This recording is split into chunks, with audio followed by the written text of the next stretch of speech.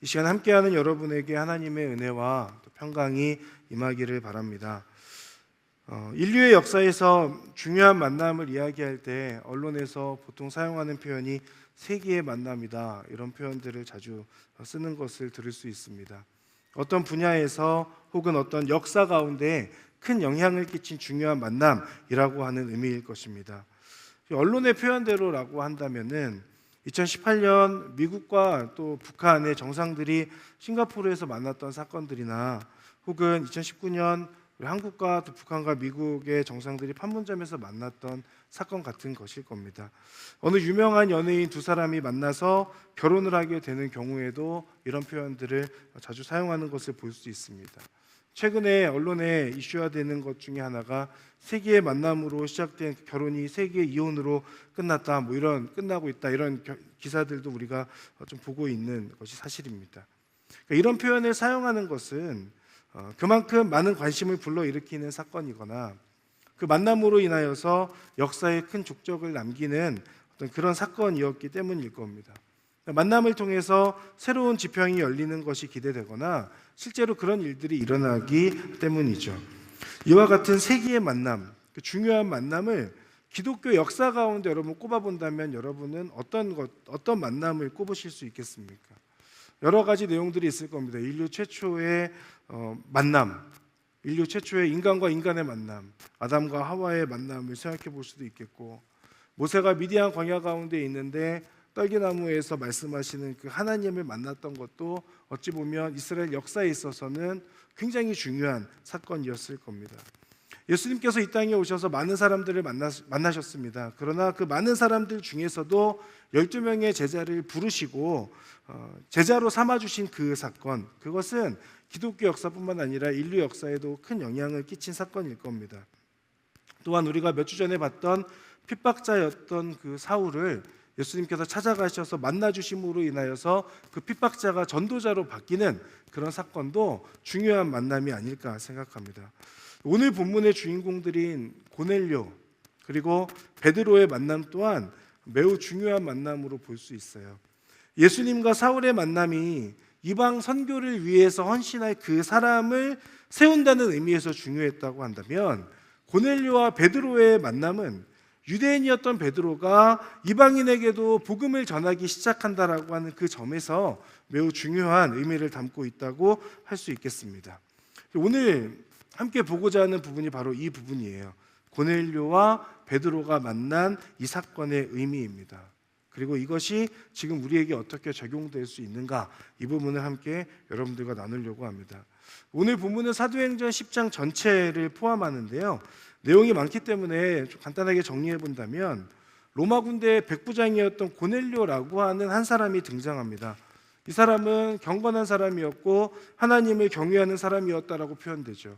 가난한 사람을 도와주었던 사람, 섬기는 사람, 하나님께 항상 기도했던 사람이 백부장이었던 고넬료라고 하는 사람이었습니다.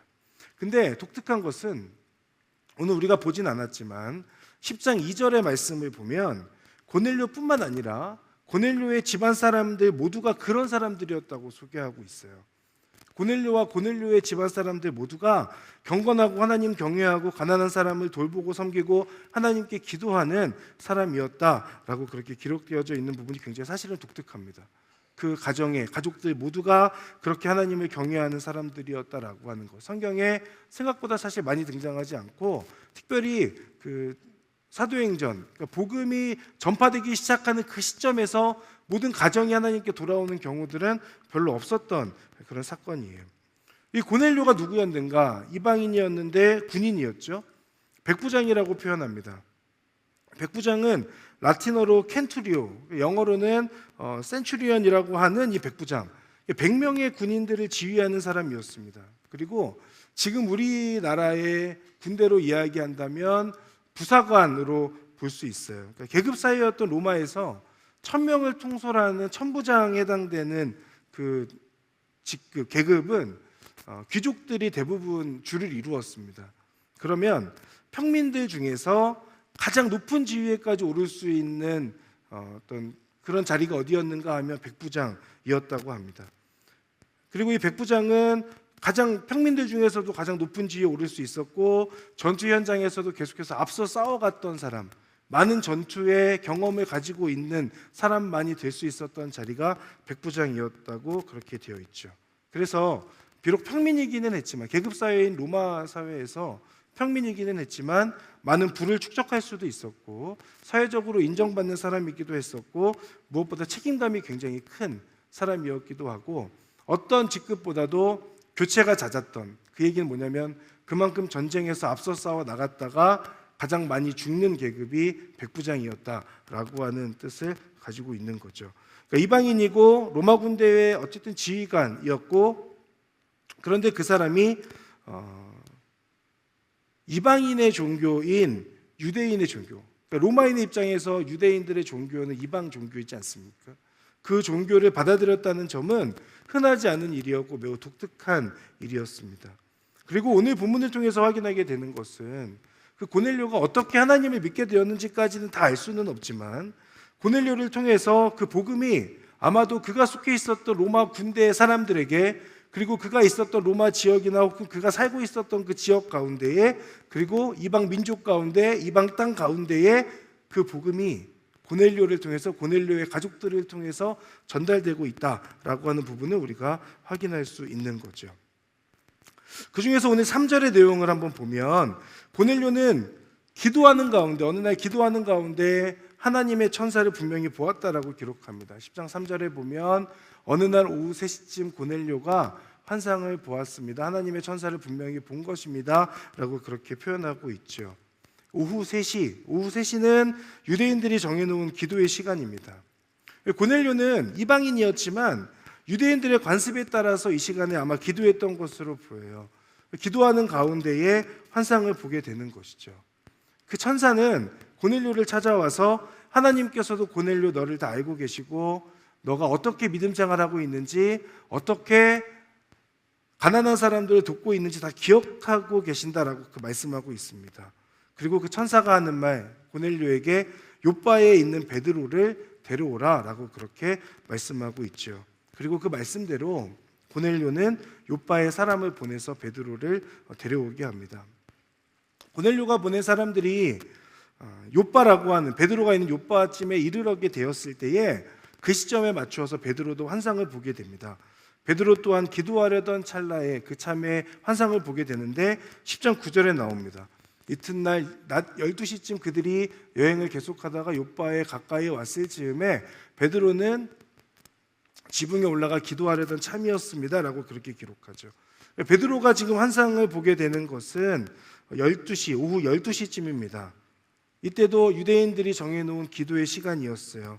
기도하려는 그 찰나에 환상을 보게 되는 겁니다. 이 환상은 우리가 앞부분을 보면 알겠지만 하늘이 열리고 큰 보자기 같은 것이 땅으로 내려오는 장면이었습니다.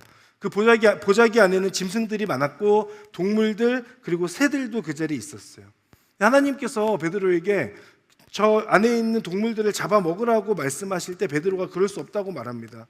한 번도 자기는 이런 부정한 음식을 먹어본 적이 없습니다라고 그렇게 대답해요. 그러나 하나님께서 말씀하시기를 하나님께서 깨끗하다라고 말하는 것을 네가 불결하다라고 말하지 말라라고 하면서 먹으라고 말씀하세요. 이 동일한 내용의 대화가 3번 반복되는 내용이 앞쪽에 나옵니다. 근데 이때 베드로가 환상을 보고 있는 이때에 고넬료가 보낸 사람들이 베드로의 집에 도착해요. 하나님의 타이밍이 기가 막히죠. 17절에 보면 베드로가 이 환상이 무슨 뜻인지 궁금해하는 동안에, 19절에 보면 베드로가 아직 환상에 대해 생각하고 있을 그때에, 그러니까 베드로는 그 환상을 보고 있는 상황에서 이 뜻이 무엇일까에 대해서 계속해서 의문을 가지고 있습니다. 내가 어떻게 무엇을 해야 될까라는 생각들을 하고 있을 그쯤에, 궁금해하고 있는 그때에 고넬료가 보냈던 그 사람들이 베드로의 집에 도착하는 거예요. 며칠 지났다면, 이 환상을 보고 나서 베드로가 며칠 지났다면 그 환상에 대한 궁금증이 없었을 수도 있죠. 그리고 그 환상으로 인한 흥분감이 사라졌을지도 몰라요. 그러나 하나님께서는 환상을 보고 있는, 그 하나님께서 말씀하시는 것을 지금 듣고 있는 바로 그 시점, 그 상황 속에서 베드로의 그 마음이 절정에 이르게 되었을 때에 그 상황에 맞추어서 고넬료의 사람들을 지금 베드로의 집에 도착하게 하시는 그 장면을 우리가 보게 되는 겁니다. 저는 이 고넬료와 베드로의 모습을 보면서 기도하는 그 시간을 꾸준히 갖는 것이 얼마나 중요한가에 대해서 보게 됐어요. 하나님의 은혜는 갑작스럽게 우리를 찾아오는 것도 맞지만 그 은혜가 꾸준한 신앙생활하는 가운데에 찾아오는 경우가 더 많다는 것을 보게 되었습니다. 기도하는 자리 가운데에 있을 때에 늘 그 시간을 정해놓고 고넬료랑 그리고 베드로가 기도하는 그 시점에 하나님께서 그 사람들에게 찾아가셔서 환상으로 말씀하여 주신다라고 하는 사실은 우리들에게 분명한 교훈을 얻게 합니다. 꾸준히 기도하는 것, 하나님 앞에 시간을 정해놓고 기도하는 것이 얼마나 중요한가라고 하는 거죠. 여러분, 기도의 자리, 예배의 자리를 지키는 것 중요합니다. 물론 매번 은혜를 경험하지 못할 수 있어요. 그러나 고넬료가 늘 기도하던 오후 3시에, 베드로가 늘 기도하던 오후 12시에 하나님의 환상을 보게 되는 것처럼 기도의 자리를 꾸준히 지키는 것, 늘 예배드리는 자리에 있는 것이 하나님의 뜻과 그 하나님께서 주시는 그 은혜를 경험할 확률이 높아진다라고 하는 것을 기억할 필요가 있습니다. 저는 죄송합니다. 이렇게 말해서 죄송한데 가끔 답답합니다. 기도의 자리가 있어도 기도하러 그 자리 가운데 오지 않는, 죄송합니다, 여러분을 볼 때 답답해요. 왜 그런 건지도 궁금해요. 제가 여러분을 정죄하는 것 같아서 죄송하지만 답답한 건 답답한 겁니다. 한 번씩 기도하는 그 자리 가운데 왜 청년들이 함께하지 않을까? 그 자리에 은혜가 없을까? 저를 돌아보게 되지만, 하지만 또 한편으로는 그 기도하는 자리 가운데 함께하지 않는 그 모습들을 보면서 때로는 참 아쉽고 속상하기도 합니다. 그 자리에 은혜가 없다 하여도 꾸준히 기도하는 그 상황들이 있어야 하나님의 뜻을 조금이라도 더 알 수 있는 것 아닌가라는 그런 생각도 듭니다. 그런데 생각보다 기도를 멀리한다라는 생각도 들어요.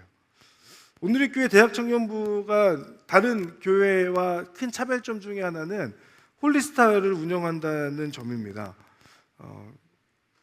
사실은 많은 사람이 필요하고 많은 재정이 필요한 사역인데, 직장인들을 위해서 직장인들이 많은 곳에 기도 처소를 만들어 놓고 매일 아침 그곳에서 예배하자고 하는 건 아닙니까?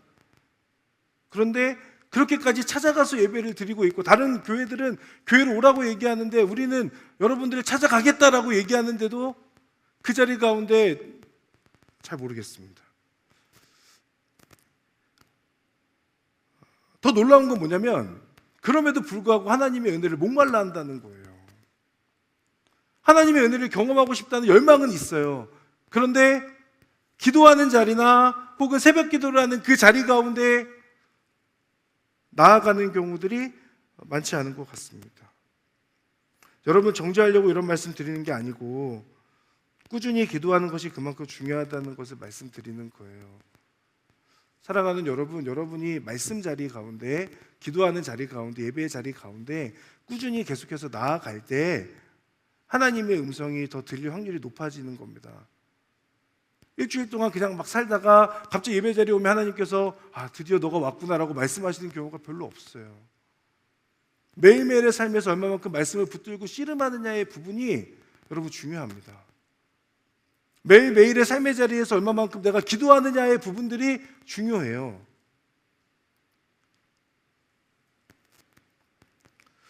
하나님과 1대1로 경험하는 그 은혜의 자리, 기도와 예배와 큐티 등의 자리에서 하나님을 만나고 하나님의 은혜를 경험하는 그 은혜가 여러분들의 삶에 빈번하기를 바랍니다. 그 가운데 하나님의 일하심이 있습니다. 그 자리가 하나님의 은혜를 경험할 수 있는 더 가까운 자리입니다. 그래서 여러분, 그 자리를 사수하셔야 돼요. 노력하셔야 돼요. 열심을 내셔야 돼요. 그러면 하나님의 은혜에 목마른 것을 넘어서 은혜로 충만한 삶을 살 수 있다고 저는 믿습니다. 사실은 순모임도 그런 시간이어야 됩니다. 한 주간 하나님 없이 살다가 주일 예배와 순모임 시간에 다시 원점으로 회복되고, 다시 한 주간 은혜를 잃어버리고 각자의 삶의 자리 가운데 살다가 다시 주일에 회복되고, 이런 신앙이 계속 반복되면 너무 속상하지 않습니까? 마치 다람쥐가 쳇바퀴를 돌리는 것 같은 그런 답답한 모습입니다. 앞으로는 나아가지 못하고 그 자리에서 계속 머물러만 있는 그런 모습. 여러분, 주중에 큐티와 기도를 통해서 하나님의 은혜를 경험하고 순모임 때는 뭘 하는 거냐면 그 은혜를 나누는 시간인 거예요. 그곳에 와서 저 사람이 그런 은혜를 받았구나 라는 걸로 혼자 만족하고 끝나는 시간이 아니고, 순장님이 어떻게 순모임을 준비했는가를 평가하거나 보는 시간이 아니고, 각자의 삶의 자리에서 내가 어떻게 그리스도인으로서 한 주 동안 살아왔는지에 대한 간증이 넘쳐나는 시간이 순모임 시간인 거예요. 부탁드립니다. 순장님들을 평가하지 마시고 여러분들의 받은 은혜를 그 순모임 자리 가운데서 함께 나눠주시기를 부탁드립니다. 그래야 내가 받고 있는 그 은혜와 순모임에서의 은혜가 더 배가 되는 것 아닙니까? 그래야 더 담대하게 삶의 자리로 나아갈 수 있는 것 아닙니까? 다시 각자의 삶의 자리에서 은혜를 잃어버리고 살다가 예배와 순모임 가운데 다시 은혜를 경험하고 다시 한 주 동안 또 잃어버리고, 그 삶의 반복이 여러분들 가운데 있지 않기를 바라고, 하나님의 은혜로 더욱더 충만함을 경험하게 되는 여러분의 삶이 되기를 주님의 이름으로 축복합니다. 고넬료와 베드로 둘 중에 그 누구도 환상을 예측한 사람이 없었어요. 그러나 경험한 은혜와 하나님의 뜻에 둘 다 순종하게 되지 않습니까? 고넬료는 말씀하신 대로 사람들을 보내서 요바에 있는 베드로를 초대하고, 베드로 또한 말씀하신 대로 고넬료가 보낸 사람들을 따라서 가이사랴로 떠나게 됩니다. 그리고 고넬료와 베드로, 은혜 받은 사람들끼리 만나게 되죠. 고넬료와 베드로의 만남은 중요한 만남입니다. 하나님의 뜻에 의해서 하나님께서 직접 주선하신 만남이기도 하고, 이 둘의 만남이 둘의 만남으로 끝나지 않아요. 이 둘의 만남을 통해서 이후부터는 복음의 새로운 지평이 열리게 되는 겁니다. 이 둘의 만남이 기독교 역사에서 굉장히 중요한 것, 아까 언론의 표현을 빌린다면 세기의 만남이 되는 이유는 28절의 내용 때문입니다. 28절 함께 볼까요? 그들에게 베드로가 말했습니다. 여러분도 잘 알다시피 이렇게 이방 사람과 교제하거나 방문하는 것은 우리 유대 사람으로서는 율법에 어긋나는 행동입니다. 그러나 하나님께서는 어떤 사람도 불결하거나 더럽다고 해서는 안 된다고 내게 보여주셨습니다 라고 그렇게 베드로가 말하고 있죠. 유대인들이 이방 사람들을 만나고 교제하고 방문하는 것 율법을 어기는 일이라고 말합니다. 사실 정확히 말하면 율법을 어긴다기보다는 그들 유대인들의 전통을 어기는 거라고 볼 수 있어요. 어쨌든 당시 유대인들이 꺼리는 행동이었던 건 분명하죠. 오늘 본문이 중요한 것은 그들의 전통 혹은 율법이라고 하는 그 경계를 계속해서 건들고 있다고 하는 점입니다. 그리고 그 경계를 넘어간다는 점에 있어요. 유대인과 이방인이라고 하는 그 경계 안에 갇혀 있었던 지금까지의 삶에서 이방인에게 한 걸음 더 나아가는 유대인의 모습, 그리고 유대인들의 관습을 알고는 있지만 그 유대인을 받아들이는 이방인의 그 모습, 이것이 복음 안에서 가능해지는 것을 오늘 본문을 통해서 우리가 확인하게 되는 겁니다. 복음이 이런 거죠. 하나님의 은혜, 예수님의 사랑, 그것은 나의 경계를 넘게 합니다.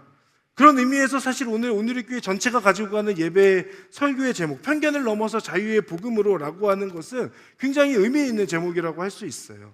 각자의 경계를 넘어가는 고넬료와 베드로의 모습을 보면서 오늘 제가 주목하게 된 부분은 그 두 사람의 만남을 통해서 이 두 사람도 자신들이 가지고 있었던 그 믿음, 그리고 한계를 넘어서고 있다는 점입니다.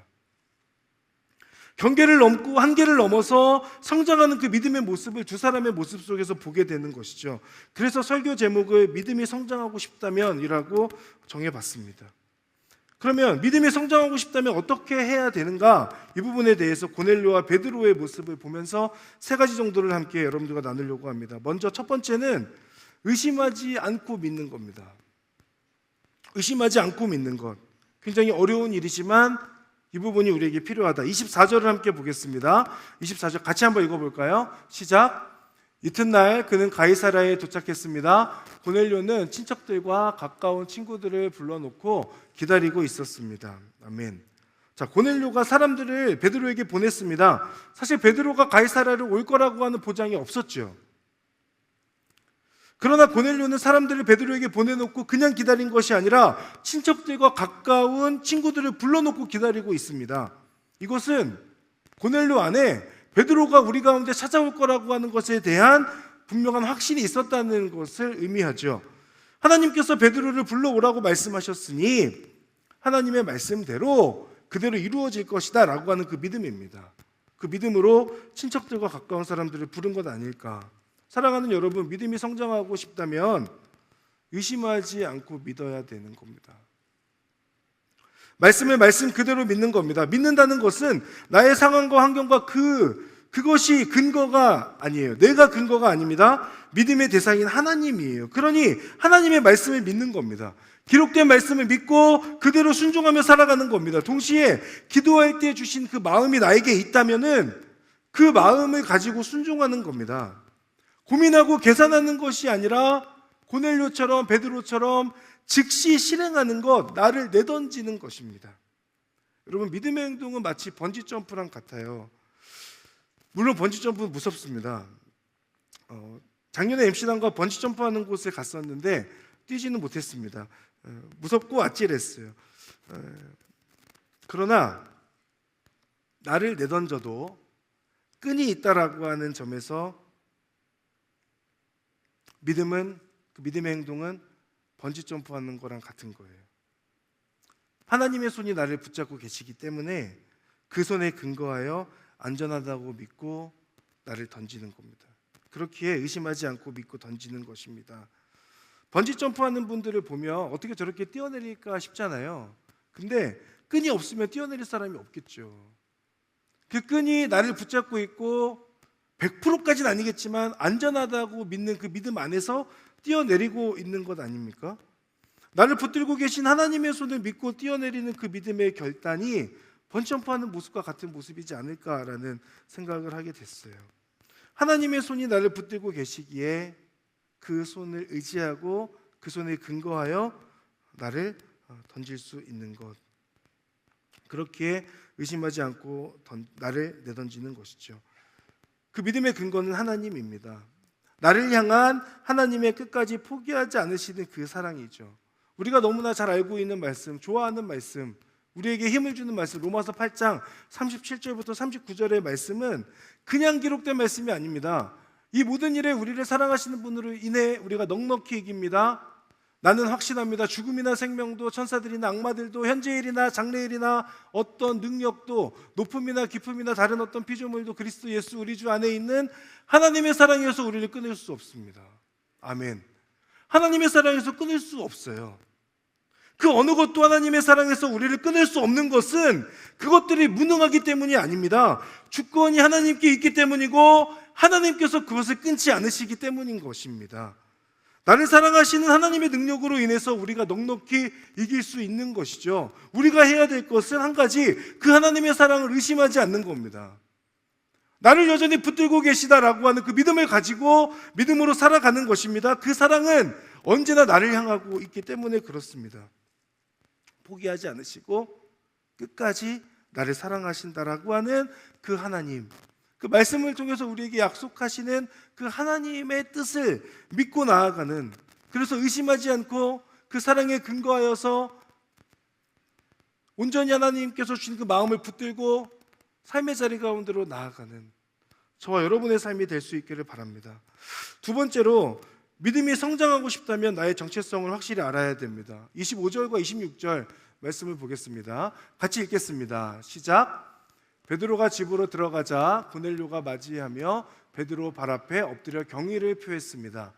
그러나 베드로는 그를 일으켜 세우며 일어나시오, 나도 같은 사람일 뿐입니다 라고 말했습니다. 여러분, 베드로 유명한 사람입니다. 당시에 복음을 받아들인 사람들이라면은 베드로라고 하는 인물이 어떤 사람인지 알았을 거고, 내가 평생에 저 사람을 만나지 못할 거야 라고 생각했을 가능성이 높죠. 고넬료가 비록 백부장이었지만 고넬료에게도 베드로는 그런 존재였을 겁니다. 그래서 베드로가 고넬료의 집에 들어오자 고넬료는 베드로의 발 앞에 엎드려서 경의를 표하지요. 그러나 베드로는 고넬료를 일으켜 세우면서 일어나라고 말합니다. 동시에 나도 같은 사람일 뿐입니다 라고 그렇게 말하고 있어요.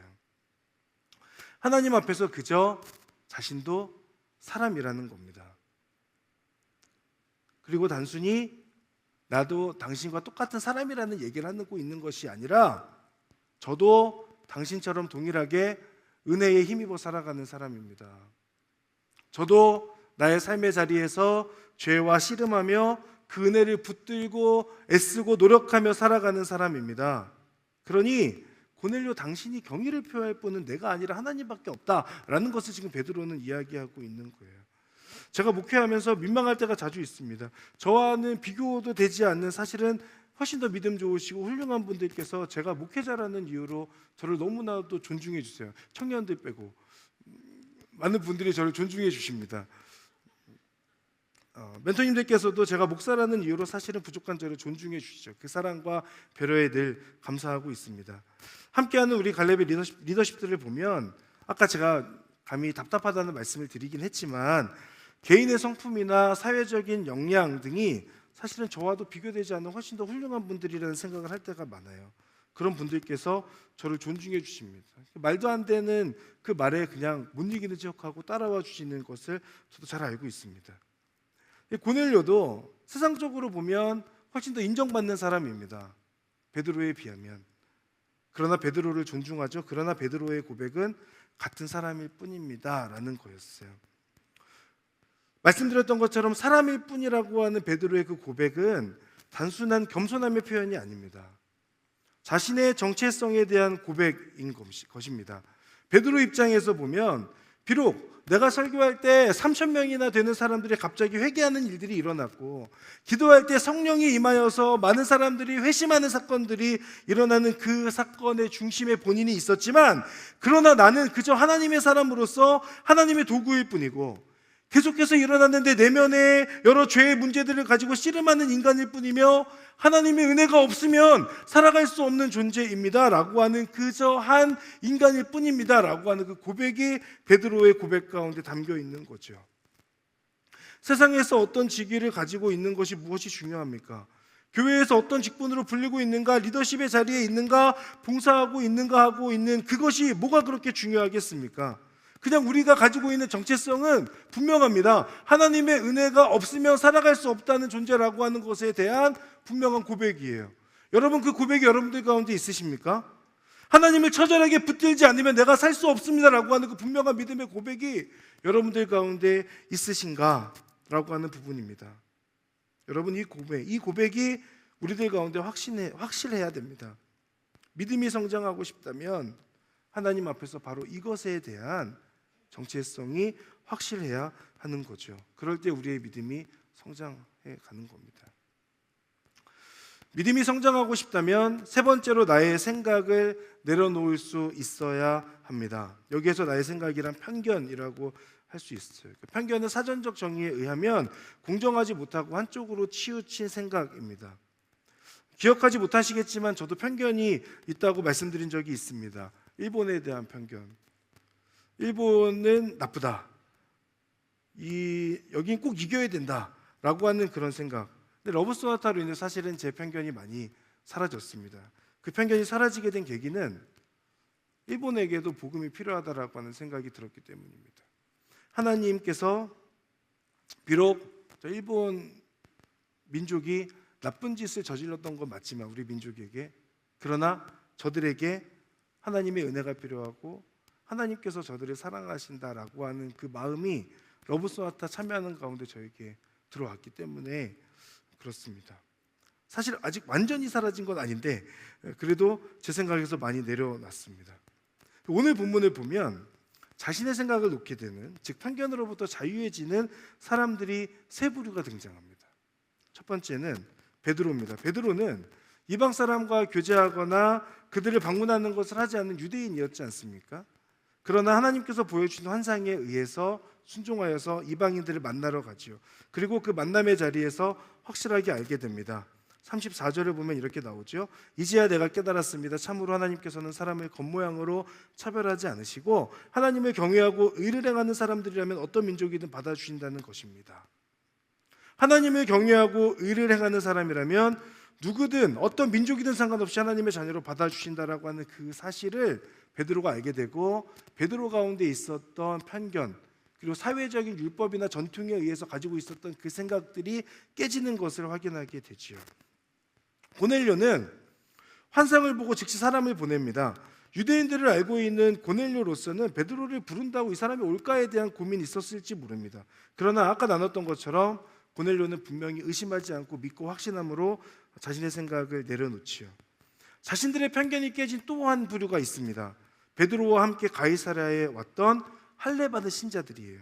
45절에 나오는데 베드로와 함께 온 할례받은 신자들은 성령의 은사를 이방 사람들에게까지 부어주시는 것을 보고 깜짝 놀랐다라고 그렇게 표현하고 있죠. 깜짝 놀랐다는 것은 경험하는 동시에 인정하는 거예요. 이들은 이방 사람들에게 성령의 은사가 부어지는 것을 생각하지 못했어요.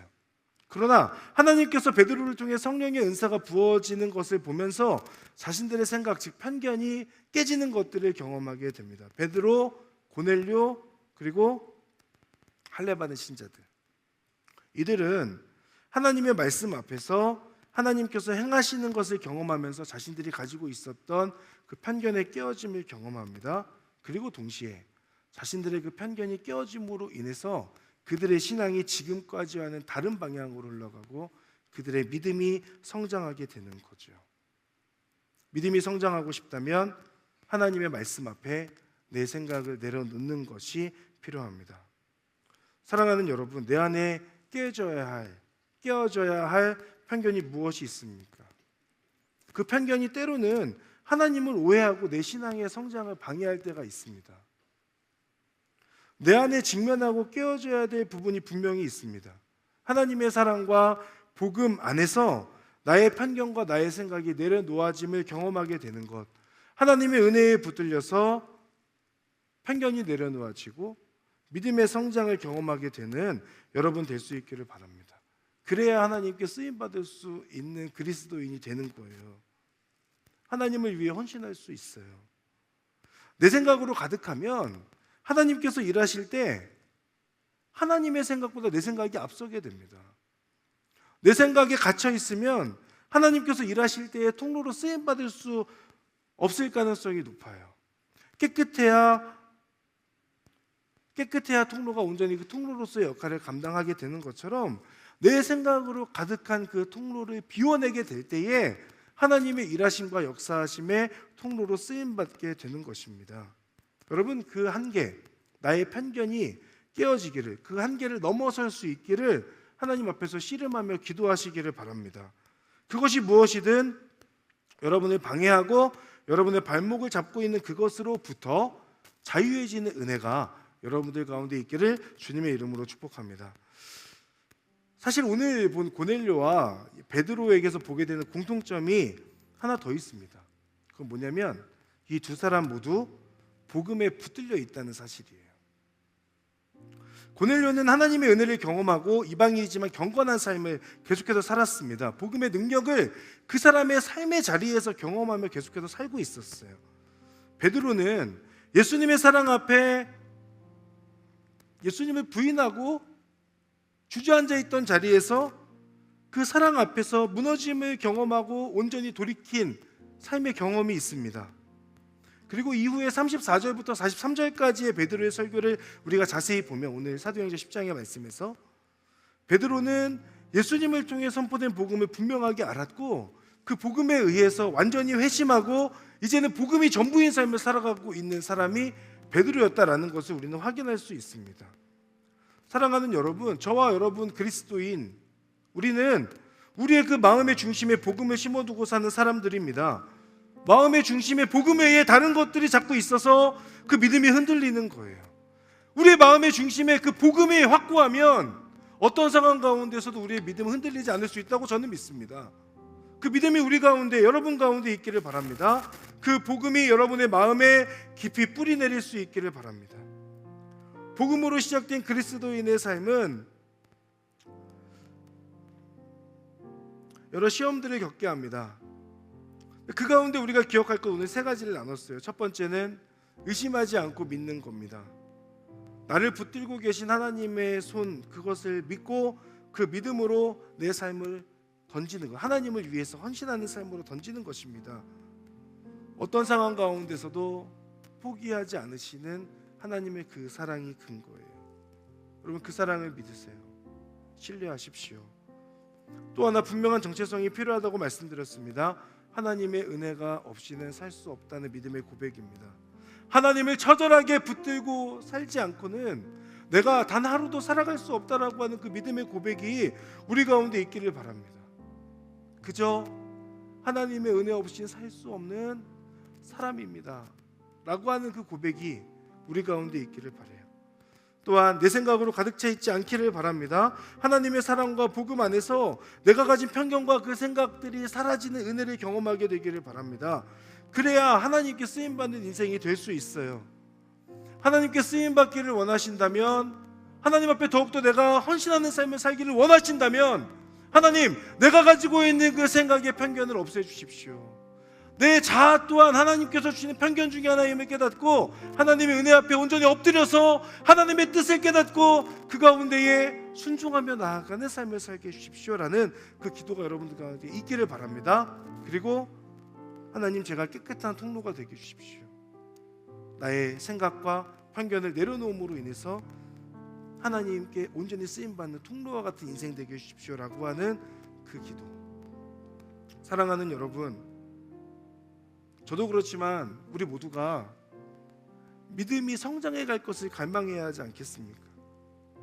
믿음에 성장하고 싶다면 그 하나님의 사랑을 의심하지 마세요. 말씀 가운데 우리에게 주신 그 약속을 붙들고 살아가십시오. 그 은혜가 아니면 내가 살 수 없다는 분명한 믿음의 고백을 이 시간 올려드리는 저 여러분 되기를 주님의 이름으로 축복합니다. 그 기도하는 가운데 여러분에게 믿음의 성장이 일어날 줄 믿습니다. 우리 함께 찬양하며 기도의 자리 가운데로 나아가겠습니다.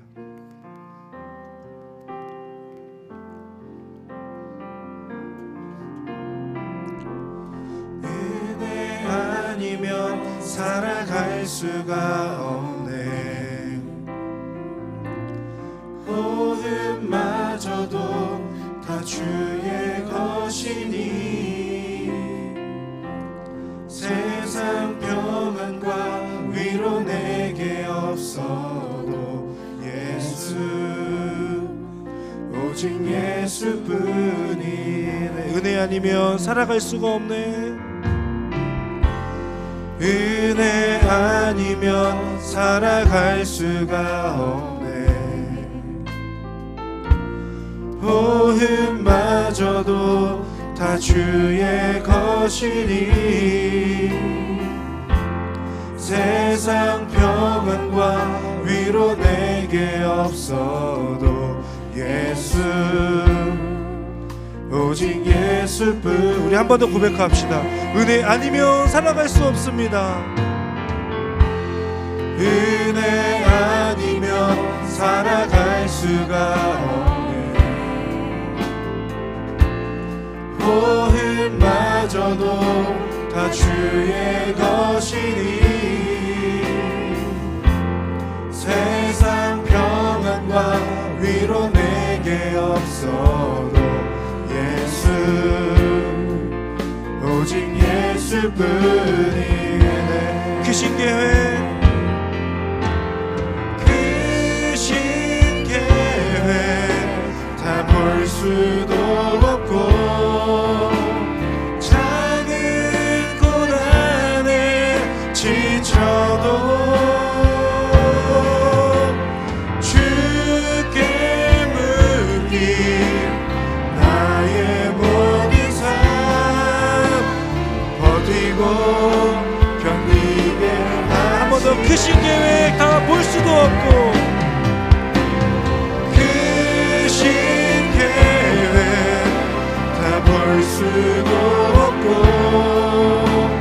작은 고난에 지쳐도 주께 맡긴 나의 모든 삶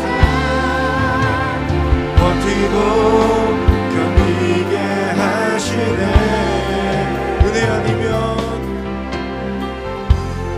은혜 아니면 살아갈 수가 없네. 나의 모든 것 다 주께 맡기니 참된 평안과 위로 내게 주신 주 예수 오직 예수뿐. 한 번 더 고백하겠습니다. 은혜 아니면 살아갈 수가 없네. 은혜 아니면 살아갈 수가 없네. 나의 모든 것 다 주께 맡기니 나의 모든 것 다 주께 맡기니 참된 평안과 위로 내게 주신 주 참된 평안과 위로 내게 주신 주 예수 오직 예수뿐이네. 우리 시간에 함께 여러분 기도하지 않겠습니까? 그저 사람일 뿐이다 라고 하는 그 고백에는 단순한 겸손함의 표현 이상의 고백이 있지 않나 싶습니다. 베드로는 이야기하는 겁니다. 내가 많은 일들을 행하고 하나님의 손에 붙들리고 수제자라고 하는 타이틀을 가지고 있지만 나 또한 하나님의 은혜가 아니면 살아갈 수 없는 사람입니다. 나 또한 하나님의 은혜를 처절하게 붙잡지 않으면, 붙들지 않으면, 기도하지 않으면, 하나님을 찾지 않으면, 하나님 안에 거하지 않으면, 말씀을 보지 않으면 하나님 앞에서 온전히 살아갈 수 없는 그저 한 사람 죄인일 뿐이다 라고 하는 그 고백이지 않겠습니까? 여러분, 이 시간 우리 함께 하나님 앞에 기도하며 나아갈 때에 하나님, 저 또한 하나님의 은혜가 아니면 살아갈 수 없는 사람입니다. 하나님의 은혜를 처절하게 붙잡고 씨름하지 않으면 이 세상 속에서 그들과 딱히 다른 모습이 없는 그저 세상 사람들의 모습으로 살아갈 수밖에 없는 자입니다. 그러니 다시 한번 하나님의 은혜를 붙잡고 하나님의 은혜를 처절하게 붙잡고 나아가기를 결단합니다. 하나님의 은혜를 더하여 주시옵소서. 하나님 그 말씀에 은혜에 붙들려서 살아가는 자가 되게 하여 주시옵소서. 기도함을 통하여 하나님의 뜻을 묻고 그 뜻에 순종하며 살아가는 인생이 될 수 있도록 인도하시고 함께하여 주시옵소서. 이 시간 주여 한번 부르며 하나님 앞에 하나님의 은혜를 붙잡고자 기도하며 나가겠습니다. 주여! 사랑하는 하나님, 하나님의 은혜를 붙잡고 살아가는 믿음의 발걸음을 믿게 하여 주시옵소서. 하나님의 크신 하나님의 은혜 앞에 믿음으로 나아가기를 소망하오니 주님의 역사하심 속에 아버지를 바라보는 그 믿음으로 나아가도록 주여 인도하시고 함께하여 주시옵소서. 하나님 앞에 분명한 정체성이 드러나기를 소망합니다. 아버지 하나님 도와주시고 아버지 함께하여 주셔서 하나님의 은혜가 우리 아버지를 바라보는 그 믿음으로 나아갈 수 있도록 주여 인도하시고 함께하여 주시옵소서.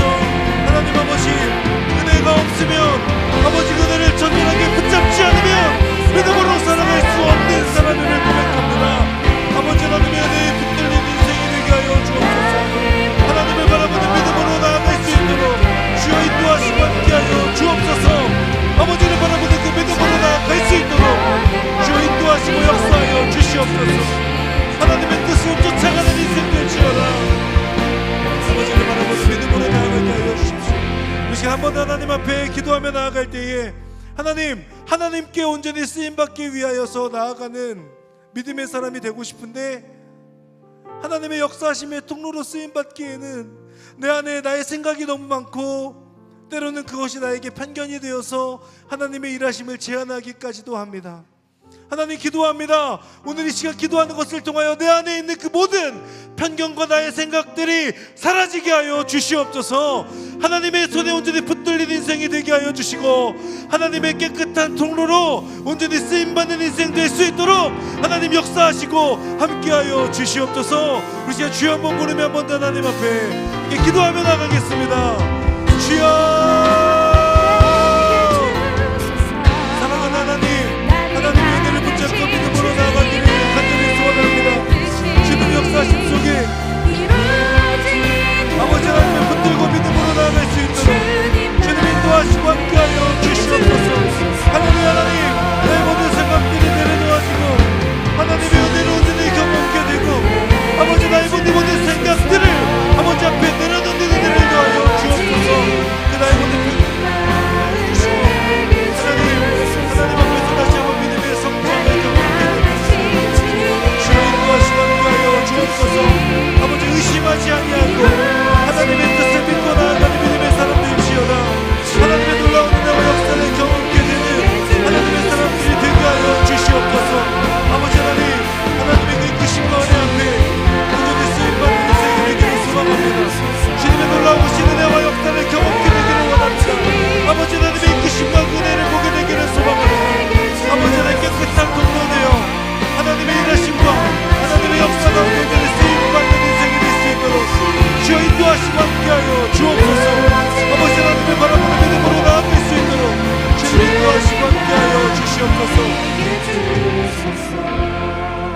마지막으로 함께 하나님 앞에 기도하며 나아갈 때에 이번 여름에 우리를 불러주신 그 부르심의 자리를 놓고 함께 기도하겠습니다. 우리가 그곳에 나아갈 수 있는 것은 주님이 그곳에 계시기 때문이다. 우리가 아까 찬양하였던 고백입니다. 하나님께서 저를 부르시고 저를 통하여서 복음이 흘러가는 그 자리 가운데로 저를 보내실 텐데 그 가운데 순종하며 나아가게 하여 주시옵소서. 나의 생각을 내려놓고 하나님의 뜻을 쫓아가게 하여 주시고 하나님께서 무엇을 원하시는지를 여쭙게 하여 주시고 그 하나님께서 말씀하신다면 하나님 담대하게 그 믿음의 발걸음을 옮기는 믿음의 선택을 할 수 있도록 인도하여 주시옵소서. 특별히 하나님 올 여름 갈렙 공동체에 5군데의 아웃리치를 허락하셨습니다. 인도와 튀르키예로 하나님께서 부르시고 그리고 또 하나님께서 합천 땅 가운데로 제주 땅 가운데로 파주 땅 가운데로 우리를 부르십니다. 하나님 갈렙 공동체가 하나님의 손에 붙들려 깨끗한 통로로 쓰임받는 올 여름이 될 수 있도록 인도하시고 함께하여 주시옵소서. 우리 시간 함께 마음을 모아서 주여 한번 부르며 마지막으로 함께 기도하며 나아갑니다. 주여 사랑하는 하나님의 은혜를 붙들고 나아가는 믿음의 발걸음이 되게 하여 주시고 아버지 인도하시고 역사하여 주시옵소서. 하나님의 일하심을 온전히 바라보며 하나님의 그 은혜와 하나님의 뜻을 온전히 구하며 나아가는 믿음의 사람들이 되게 하여 주시옵소서. 아버지의 갈렙 공동체를 아버지 인도와 튀르키예 땅으로 파주와 합천과 제주 땅으로 부르십니다. 아버지 하나님 그 부르심 앞에 믿음으로 순종하며 나아가는 하나님의 사람들이 되게 하여 주시옵소서. 아버지의 공동체가 온전히 쓰임받게 하여 주시고 깨끗한 통로로 하나님의 역사하신 가운데 쓰임받는 인생이 될 수 있도록 주여 도와주시고 함께하여 주시옵소서. 아버지 하나님의 은혜를 따라가는 믿음의 발걸음 될 수 있도록 주님이 인도하시고 함께하여 주시옵소서. 주님을 바라보는 믿음으로 나아가게 하여 주옵소서. 주님의 이끄심을 따라가게 하여 주시옵소서.